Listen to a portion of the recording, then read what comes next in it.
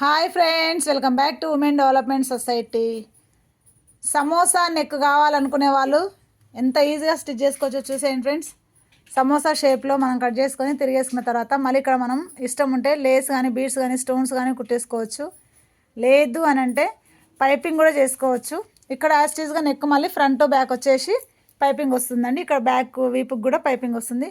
Shape మాత్రం diamond shape triangle షేప్లో కాకుండా సమోసాలాగా కిందికి జస్ట్ ఇట్లా దించాము.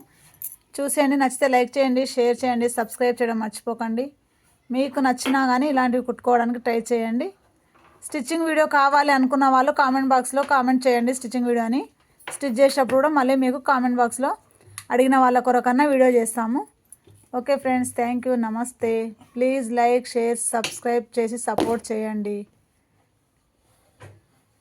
Thank you friends.